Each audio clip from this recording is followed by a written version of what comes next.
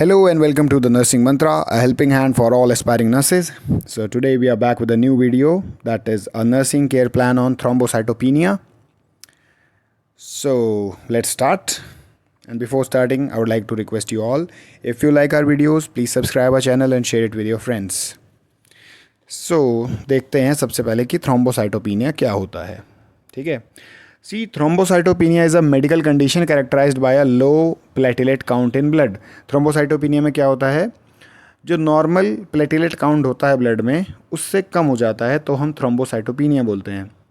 Normal platelet count कितना होता है, 1,50,000 से 4,50,000 तक पर माइक्रोलीटर ऑफ ब्लड, ये होता है नॉर्मल प्लेटिलेट काउंट. और थ्रोम्बोसाइटोपिनिया में क्या होता है, लेस देन 150,000 माइक्रोलीटर पर माइक्रोलीटर प्लेटलेट्स का काउंट हो जाता है, जिसकी वजह से थ्रोम्बोसाइटोपिनिया हम बोलते हैं. इस कंडीशन को हम थ्रोम्बोसाइटोपिनिया बोलते हैं.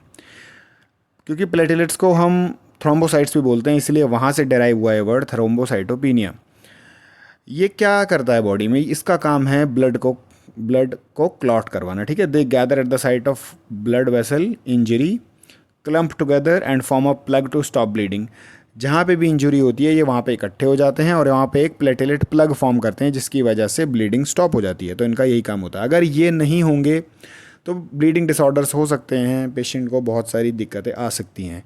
तो आज हम जानेंगे कि एज अ नर्स हम क्या क्या केयर प्रोवाइड कर सकते हैं टू द पेशेंट. सबसे पहले वही आइडेंटिफिकेशन डेटा आ जाता है, जिसमें सिंपली आप खुद से भी फिल कर सकते हो. इसके बाद हम आ जाते हैं सोशो इकोनॉमिक स्टेटस में, उसमें भी education, occupation, annual income, marital status and diet, ये भी आप खुद फिल कर सकते हो. उसके बाद आता है फैमिली ट्री और फैमिली चार्ट. ठीक है. फैमिली चार्ट में वही है, आपको जितने भी रिलेशंस बनाने हैं वो according oriented towards the patient बनाने हैं, पेशेंट का रिलेशन दिखाना है. ठीक है. तो सिंपली ये ऐसे आप भर सकते हैं. अगर कोई आपको इसमें डिफ़िकल्टी आ रही है तो let me know in comment section. इसके बाद आ जाते हैं हिस्ट्री ऑफ इलनेस पे. अब हिस्ट्री ऑफ इलनेस में देखो, पास्ट मेडिकल हिस्ट्री में there is nothing significant, past surgical history में also there is nothing significant, present medical history में आप ऐसे लिख सकते हो, या फिर जैसे भी आप लिखना चाहो, मतलब अगर आप चेंज करना चाहो थोड़ा फॉर्मेट तो आप चेंज करके भी लिख सकते हो. मीन्स प्रेजेंट मेडिकल हिस्ट्री में कोई कुछ सिम्टम्स भी लिखता है. अब आ जाते हैं हम चीफ कंप्लेंट्स पे सिंपली. तो चीफ कंप्लेंट्स में क्या है, easy bruising over arms and legs for 5 days. ठीक है. ईजिली ब्रूज हो जा रहा है पिछले 5 दिनों से. ब्लीडिंग हो रही है गम्स में ऑन ब्रशिंग सिंस 3 days, 3 दिनों से हो रही है. Petechial rash over lower limb notice since 2 days. Fatigue and generalised weakness 7 दिनों से हो रही है. हैवी मेंस्ट्रुअल ब्लीडिंग, ये सिर्फ फीमेल्स में देखने को मिलेगा, जिसे मेनोरेजिया बोलते हैं, 4 दिन से हो रही है. नोज ब्लीड, जिसे हम एपिस्टैक्सिस बोलते हैं, वो इंटरमिटेंटली हो रही है, मतलब रुक रुक कर हो रही है, लगातार नहीं हो रही है, पर पिछले 3 दिनों से हो रही है. इसके बाद हम आ जाते हैं फिजिकल एग्जामिनेशन पे. तो फिजिकल एग्जामिनेशन में सबसे पहले जनरल अपीयरेंस, जिसमें नरिशमेंट आता है. नरिशमेंट में moderately nourished, body build, average build, और health appears fatigued and activity alert but slightly lethargic and cooperative है पेशेंट. फिर मेंटल स्टेटस में कॉन्शियसनेस में he is conscious, oriented to time, place and person. Look क्या है, appears tired, slightly पेल या anxious, facial expression, आप कुछ भी इनमें से एक लिख सकते हो. इसके बाद पोस्चर में बॉडी कर्व्स नॉर्मल है, मूवमेंट्स नॉर्मल है पर स्लो हैं ड्यू टू फटीग, क्योंकि पेशेंट थोड़ा थका हुआ है, इसी वजह से स्लो हैं मूवमेंट्स. फिर स्किन कंडीशन में कलर आता है. Colour is pale with the presence of petechiae over extremities. Petechiae बोलते हैं या पेटिकिए बोलते हैं. अभी ये क्या होता है, इसमें होता है कि बॉडी पे आपको रेड स्मॉल स्पॉट्स से बने हुए दिखेंगे, रेड या फिर ब्राउन कलर के थोड़े से डार्क स्पॉट्स दिखेंगे बने हुए जगह पे. वो क्यों हो रहे हैं, वो इसलिए हो रहे हैं क्योंकि अंदर ब्लीडिंग हो जा रही है. ठीक है. बॉडी के अंदर जो है इंटरनल ब्लीडिंग हो रही है, और क्योंकि प्लेटलेट काउंट बहुत कम है, इसी वजह से वहाँ पे ब्लीडिंग को रोकने के लिए, इंटरनल ब्लीडिंग को रोकने के लिए कोई भी प्लेटलेट प्लग का फॉर्मेशन नहीं हो पा रहा है, तो इसलिए ये देखने को मिलता है. फिर टेक्सचर क्या है स्किन का, दैट इज स्मूथ, थोड़ा स्लाइटली ड्राई है. टेम्परेचर वार्म है. और lesions, multiple petechiae and few ecchymotic patches on the arms and legs. अब देखो, जैसे आप स्क्रीन पे देख सकते हो, मैंने इमेजेस लगाई हैं, ऐसी पैचेस की फॉर्मेशन या फिर ऐसे स्पॉट्स की फॉर्मेशन हो जाती है मल्टीपल प्लेसेस पे. ठीक है. और मेनली लिम्स में, अपर और लोअर लिम्स में देखने को मिलती है. ठीक है. तो आप ये इमेज में देख के समझ सकते हो कि मैं क्या कहना चाह रहा हूँ. उसके बाद हम आ जाते हैं हेड एंड स्काल्प पे. स्काल्प में क्या है, स्काल्प क्लीन है. फेस पेल कंप्लेक्शन, इसके बाद आइज़ में eyebrows, eyelashes, eyeballs are normal, eyelids no swelling, mild paleness आप लिख सकते हो, conjunctiva is pale and sclera जो है नॉन जॉन्डिस्ड है, ठीक है। Pupil equal round reactive to light, lens clear है और विजन नॉर्मल है। इसके बाद हम आ जाते हैं ईयर्स पे। एक्सटर्नल ईयर्स क्या है, नॉर्मल है, कोई डिस्चार्ज नहीं है। हियरिंग क्या है, नॉर्मल है। नोज में एक्सटर्नल ईयर्स नॉर्मल है। Nostrils no bleeding at the time of exam, दो हिस्ट्री ऑफ ओकेजनल एपिस्टैक्सिस। देखो जब हमने एग्जामिनेशन फिजिकल एग्जामिनेशन किया तब नहीं हुआ कोई भी ब्लीडिंग, पर हमने जैसे कि चीफ कंप्लेंट्स में देखा था कि इंटरमिटेंटली जो है एपिस्टैक्सिस हो रहा है, नोज ब्लीडिंग हो रही है। इसके बाद माउथ एंड फेरिंग्स में आ जाते हैं। इसमें आता है लिप्स पेल हैं, odour of mouth no foul odour, teeth fair, oral hygiene है, गम्स स्वोलन है, ब्लीडिंग प्रेजेंट है, ठीक है। उसके बाद टंग जो है वो पेल या मॉइस्ट, जो भी आपको लिखना है एक लिख सकते हो इनमें से। नेक में lymph nodes no enlargement, thyroid glands not palpable, range of motion full and painless. Chest में थोराक्स सिमेट्रिकल है, ब्रेथ साउंड्स क्लियर है बायलेटरली। हार्ट साउंड्स में आप नो मर्मर्स आप लिख सकते हो, नॉर्मल S1 S2 है, नॉर्मल लिख सकते हैं, ठीक है। ब्रेस्ट में normal on inspection and palpation. फिर एब्डोमेन पे आ जाता है तो ऑब्जर्वेशन में क्या है, soft, no visible distension. Observation में आपको कहीं कहीं एक्यूमोटिक पैचेस देखने को मिल सकते हैं, एब्डोमेन पे भी एक्यूमोटिक पैचेस हो सकते हैं, ब्रूजिंग हो सकती है, इजी ब्रूजिंग हो रही है क्योंकि, ठीक है, क्योंकि प्लेटेलेट तो है नहीं, तो इसी वजह से ब्रूसेस देखने को मिल सकते हैं, तो वो आप लिख सकते हो अगर चाहो तो, वैसे यहाँ पे नहीं है। फिर पाल्पेशन पे नो टेंडरनेस, माइल्ड स्प्लीनोमेगाली देखने को मिल रही है, ठीक है यहाँ पे। फिर परक्यूशन क्या है, टिम्पैनिक है, नो शिफ्टिंग डलनेस। फिर इसके बाद auscultation, no bowel sounds present है, ठीक। इसके बाद आते हैं एक्सट्रीमिटीज़ पे। इसमें भी multiple petechiae and ecchymosis noted on both upper and lower limbs, ठीक है। यहाँ पे अपर और लोअर लिम्स दोनों पे ऐसे पैचेस या फिर ऐसे डार्क स्पॉट्स, रेड स्पॉट्स और डार्किश ब्राउन स्पॉट्स देखने को मिल रहे हैं और पैचेस देखने को मिल रहे हैं एक्सट्रीमिटीज़ में। कोई एडिमा नहीं है और कैपिलरी रिफिल जो है वो नॉर्मल है। फिर आ जाते हैं हम बैक में। बैक क्या है, स्पाइन अलाइंड है, कोई डिफॉर्मिटी नहीं है, कोई लीजन नहीं है। जेनिटल रेक्टम पे आ जाता है, inguinal lymph nodes not palpable, vaginal discharge अगर फीमेल हुआ तो हम करेंगे, मेल पेशेंट है तो ये वाला आप हटा देना। हेमरॉइड्स नॉन ऑब्जर्व्ड और प्रोस्टेट ग्लैंड नॉर्मल है। इसके बाद आ जाते हैं वाइटल साइंस पे। तो वाइटल साइंस में सबसे पहले हमने टेम्परेचर देखा, टेम्परेचर क्या है, नॉर्मल है। पल्स रेट क्या है, माइल्ड टैकीकार्डिया है। Respiratory rate upper limit of normal, ठीक है, अपर लिमिट है, नॉर्मल में भी अपर लिमिट पे है, पर चलो ठीक है नॉर्मल ही है, नॉर्मल कंसिडर किया जाएगा। ब्लड प्रेशर क्या है, नॉर्मल है। Oxygen saturation is also normal. Pain scale mild body pain है, ठीक है, पॉसिबल ब्रूजिंग की वजह से माइल्ड बॉडी पेन देखने को मिलेगा। इसके बाद आ जाते हैं लैब इन्वेस्टिगेशंस में। इसमें हमने सबसे पहले क्या देखा, प्लेटिलेट काउंट। तो प्लेटिलेट काउंट कितना है, 45,000 mm³, तो लो है। इससे थ्रोम्बोसाइटोपिनिया कंफर्म हो जाता है, इसका मेन टेस्ट यही है। हीमोग्लोबिन काउंट भी कम है, स्लाइटली लो है। टोटल ल्यूकोसाइट काउंट क्या है, नॉर्मल है। आरबीसी काउंट माइल्डली लो है थोड़ा। हेमाटोक्रिट क्या है, स्लाइटली लो है। पेरिफेरल ब्लड स्मीयर जो है कंफर्म लो प्लेटलेट्स रूल्स आउट ल्यूकीमिया, ठीक है। इसमें कंफर्म हो गया कि भाई प्लेटलेट काउंट जो है वो लो है, थ्रोम्बोसाइटोपिनिया है, पेशेंट वैल्यू में देखो दिखा रहा है, ठीक। फिर उसके बाद आ जाते हैं एक्टिवेटेड पार्शियल थ्रोम्बोप्लास्टिन टाइम। तो ये स्लाइटली प्रोलॉन्ग्ड है, थोड़ा बढ़ गया है। ब्लीडिंग टाइम जो है at upper limit border line prolonged है। फिर उसके बाद एलएफटी क्या है, नॉर्मल है। आरएफटी भी जो है वो भी नॉर्मल है। और बोन मैरो एस्पिरेशन बहुत ही ज़रूरी नहीं है ये होना, ठीक है, मतलब अगर सीवियर केस बन रहा है, अगर ज़्यादा कॉम्प्लिकेशंस हैं तो फिर हम ये करवाते हैं, ठीक है, बोन मैरो एस्पिरेशन। इसमें देखो इसमें क्या दिखाया हुआ है, suggest peripheral destruction not prolonged failure, not production failure, ठीक है।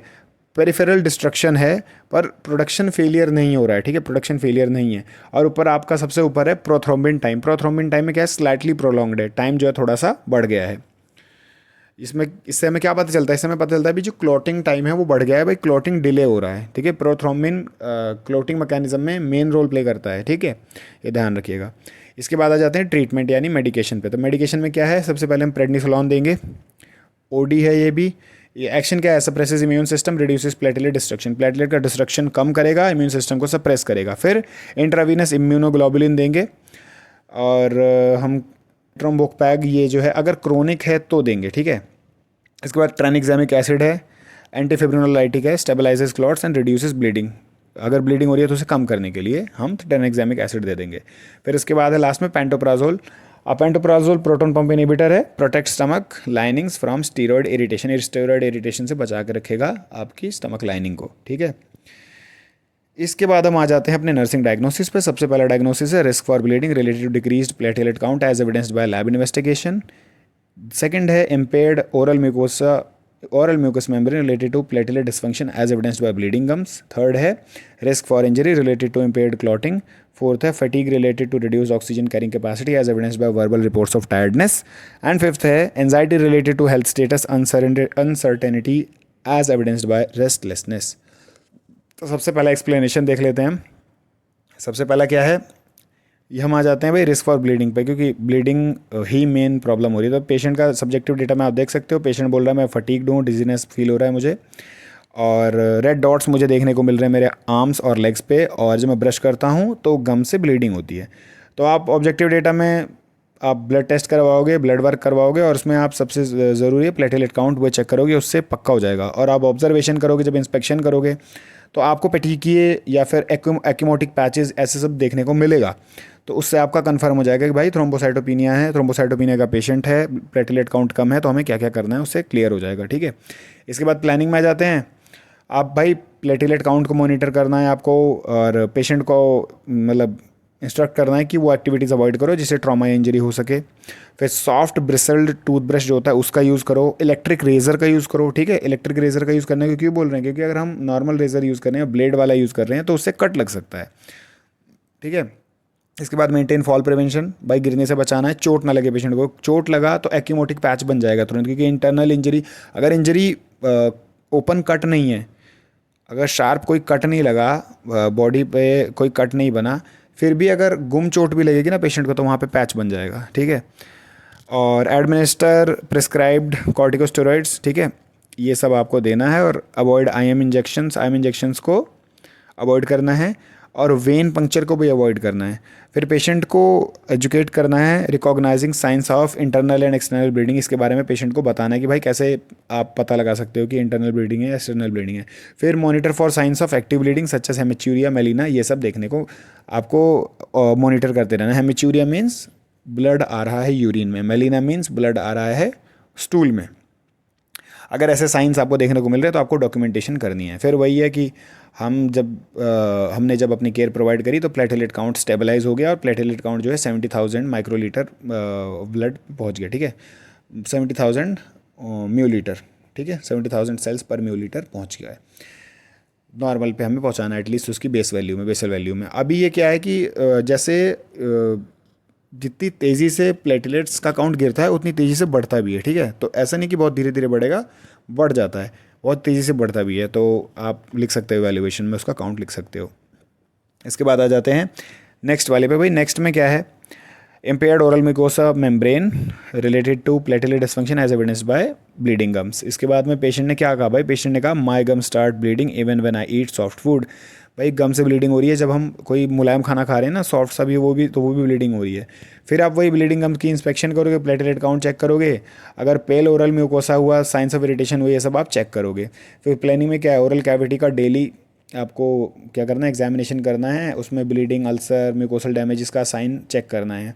फिर पेशेंट को इंस्ट्रक्ट करना है कि भाई स्ट्रिक्टली बोलना है कि भाई सॉफ्ट ब्रिसल टूथब्रश का ही इस्तेमाल करो, आप फ्लॉसिंग को अवॉइड करो, फ्लॉसिंग नहीं करनी है, पेशेंट को बोलना है।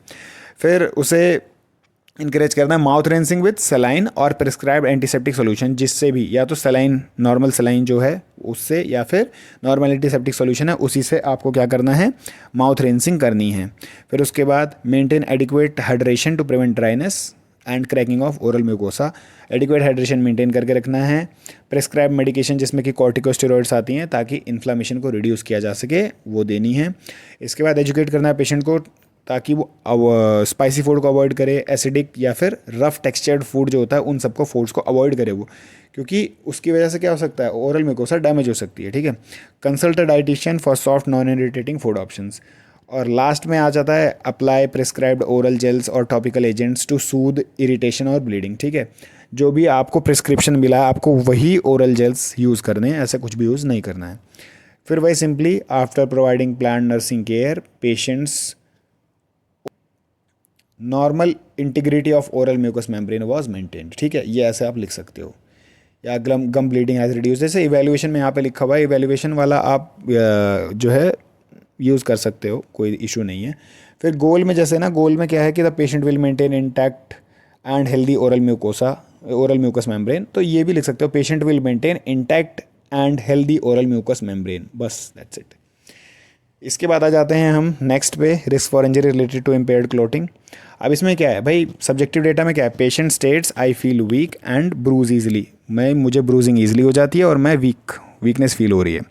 ऑब्जेक्टिव डेटा में आप वही प्लेटलेट काउंट चेक करोगे और मल्टीपल ब्रूजेस जहाँ पे भी हो रखे हैं पेशेंट को वो चेक करोगे, एक्कीमोसिस हो रखा है तो उसे चेक करोगे, पेटिकिए है तो वो भी चेक करोगे। फिर उसके बाद स्लाइट गम ब्लीडिंग ऑब्जर्व्ड, जो भी गम ब्लीडिंग है उसे ऑब्जर्वेशन करना है, ठीक है। इसके बाद गोल में देखो क्या था, patient will remain free from injury, या आप risk for injury will be reduced भी लिख सकते हो। प्लानिंग में क्या है, planning assess for signs of active bleeding, अगर एक्टिव ब्लीडिंग हो रही है यूरिन में, स्टूल में, स्किन से हो रही है या गम से हो रही है, वो आपको चेक करना है। फिर मॉनिटर लैबोरेटरी वैल्यूज़ जो भी है, पीटी टाइम वो चेक करना है, ठीक है, प्रोथ्रोम्बिन टाइम जो होता है वो चेक करना है, वो सब चेक करना है आपको। फिर educate the patient to avoid trauma prone activities, ठीक है, ट्रॉमा प्रोन एक्टिविटीज़ मतलब ऐसी एक्टिविटीज़ मत करो जिससे भाई चोट लगने की डर हो, चोट लगने का खतरा हो। फिर सेफ इन्वायरमेंट को मेंटेन करना है ताकि आप इंजरी और फॉल को रिड्यूस कर सको। फिर क्या करना है, use minimal and gentle techniques for venipuncture. Venipuncture means अगर आपको कैनुलाइजेशन करनी है या फिर आपको आईवी मेडिकेशन देनी है तो आपको मिनिमल और जेंटल टेक्निक्स का यूज़ करना है ताकि जो है ज़्यादा ट्रॉमा ना हो साइड पे। उसके बाद हम प्रोवाइड प्रेशर आफ्टर इंजेक्शंस और वेनी पंक्चर, और फिर जब आप पंक्चर कर भी रहे हो तो आपको प्रेशर उस साइड पे करना है ताकि ब्लीडिंग रुक जाए, ब्लीडिंग प्रिवेंट हो जाए। फिर पेशेंट को इंस्ट्रक्ट करना है टू अवॉइड एस्पिरिन और NSAID, एस्पिरिन को और NSAIDs को आपको अवॉइड करने को बोलना है पेशेंट को, क्योंकि एस्पिरिन क्या है, एंटी प्लेटेलेट ड्रग है, ठीक है, NSAID क्या है, वो भी एंटी प्लेटेलेट एक्शन रखता है, इसी वजह से पेशेंट को और दिक्कत हो सकती है। Apply protective padding to bed rails, bed rails पे प्रोटेक्टिव पैडिंग लगानी है, क्यों लगानी है, अगर पेशेंट मान लो मूवमेंट कर रहा है और पेशेंट का हाथ पैर गलती से तेज़ी से कहीं लग गया तो आराम से वहाँ पे पैच फॉर्मेशन हो जाएगा या फिर ब्रूजिंग हो जाएगी या फिर एक्यूमोटिक पैच बन जाएगा, इसी वजह से आपको पहले से ही ये सब इंतज़ाम करके रखने हैं। इवेल्युएशन में the patient has not sustained any injuries और ब्लीडिंग एपिसोड्स ड्यूरिंग हॉस्पिटलाइजेशन, या फिर आप ये लिख सकते हो, after providing plan nursing care patients risk for injury was significantly reduce या वॉज रिड्यूस, दैट्स इट। इसके बाद आ जाते हैं हेल्थ एजुकेशन में। अब हेल्थ एजुकेशन में अवॉइड इंजरी सबसे पहले भाई चोट चपेट से बचाना है, ट्रॉमा से बचाना है। ब्लीडिंग प्रिकॉशंस भाई सॉफ्ट टूथब्रश का यूज़ करो, फ्लॉसिंग को अवॉइड करो, ठीक है, जेंटल रहो थोड़ा सा, नोज़ ब्लोइंग वगैरह में भी जेंटली नोज़ ब्लो करना है तो जेंटली करना है, ठीक, ऐसा पेशेंट को इंस्ट्रक्ट करना है। फिर उसके बाद मेडिकेशन अवेयरनेस, भाई मेडिकेशन एडहेरेंस बना के रखना है, जो भी दवाई दी जा रही है वो दवाई खानी है। NSAIDs को अवॉइड करना है, एस्पिरिन को अवॉइड करना है, ब्लड थिनर्स को भी अवॉइड करना है अनलेस डॉक्टर ना बोल दे आपको, ठीक है। फिर कोई सिम्टम्स अगर आ रहे हैं, कोई भी पैचेस बन रहे हैं या फिर कोई डॉट्स बॉडी पे अपीयर हो रहे हैं तो और डॉक्टर को बताना है, उसका जो प्लेटलेट काउंट है उसकी मॉनिटरिंग करनी है आपको। इसके बाद और मतलब केयर प्रोविजन के बाद भी घर पे भी करनी है। डाइट एंड लाइफस्टाइल, फिर डाइट में भी चेंजेस करने हैं, हमें हेल्दी डाइट लेनी है ताकि हमारा इम्यून सिस्टम अच्छा हो। अल्कोहल को अवॉइड करना है जो कि आपके प्लेटलेट काउंट को लो कर सकता है। फिर प्रिवेंट इन्फेक्शंस, जैसे कि आप क्या करो कि भाई एक तो इन्वायरमेंटल हाइजीन मेंटेन करके रखो, फिर practice good hygiene and avoid people who are sick, जो लोग बीमार हैं उनसे थोड़ा सा डिस्टेंस मेंटेन करके रखो, ठीक है। फिर मेडिकेशन कंप्लायंस में क्या है भाई, वही दवाई जो है आप बराबर लेते रहें जैसे भी आपको बोला गया है। इन्वेसिव प्रोसीजर्स मींस जिसमें सर्जिकल प्रोसीजर्स आते हैं, जिसमें कट लग सकता है बॉडी पे, कट लगता है बॉडी पे, तो वो सब अवॉइड करने हैं। फिर इमरजेंसी साइंस में क्या है, हेड एक, विजन चेंजेस या प्रोलॉन्ग ब्लीडिंग, अगर इन सब में ऐसा कुछ आपको देखने को मिल रहा है, ऐसा कुछ ऑब्जर्व हो रहा है तो आप प्लीज़ डॉक्टर को तुरंत की तुरंत रिपोर्ट करें कि मुझे ये दिक्कत परेशानी हो रही है। So that's it, that's all about nursing care plan on thrombocytopenia. अगर आपको कुछ भी पूछना हो तो कमेंट सेक्शन में आप कमेंट कर सकते हो, एंड अगर आपको वीडियोज़ अच्छी लगती हैं तो प्लीज़ सब्सक्राइब करो चैनल को और अपने फ्रेंड्स के साथ शेयर कर दो, because we are planning to upload more care plan videos, ठीक है, इसी वीक में अपलोड हो सकती हैं as soon as possible, and for more such videos stay tuned. Thank you.